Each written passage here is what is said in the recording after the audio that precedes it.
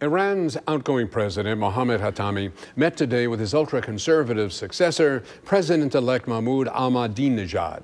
The two met in the Iranian parliament to discuss domestic and international issues. Also today, Iran's powerful Guardian Council approved the results of Friday's runoff election, in which Ahmadinejad won a landslide victory over Ayatollah Hashemi Rafsanjani.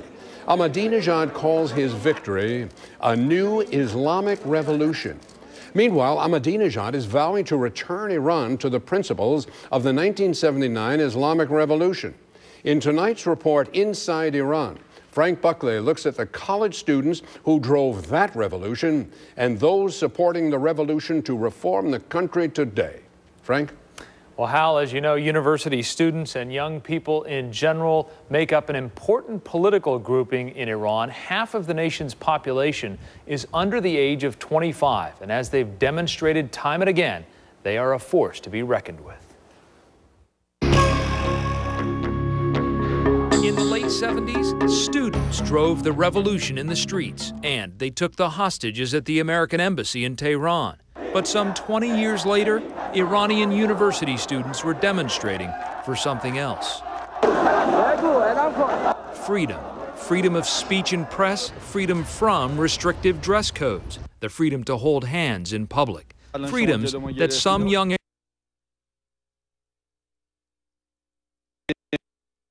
I'm very upset because this country is not conducive for the youth. We have no liberties, no human rights. But in 1999, when students took to the streets to demonstrate for freedom and to protest corruption, hardliners cracked down. Some students were killed, others jailed. 4 years later, more protests, more arrests. But all the while, demonstrators in Iran were actually being inspired by Persian broadcasters right here in Southern California. As the protests raged in 2003, I interviewed Iranian Americans beaming their programs by satellite into Iran from Chatsworth. They were optimistic. Do you realistically believe that there will be a change now as a result of this period of protest? I'll tell you something, and that's a fact.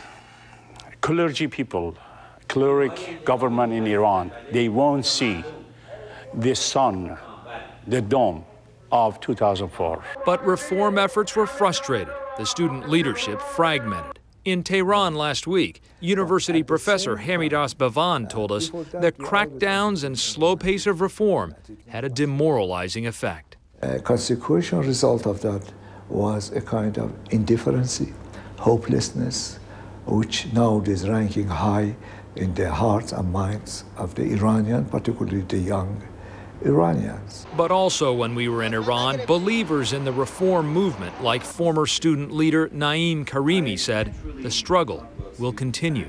The student movement hasn't changed. People have, but the movement hasn't. And it will go forward, and it will succeed one day.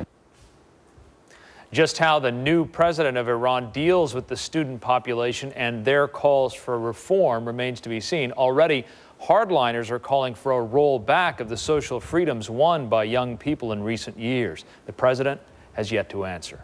Tomorrow, we'll continue our series with a look at the challenge of being a woman in Iran.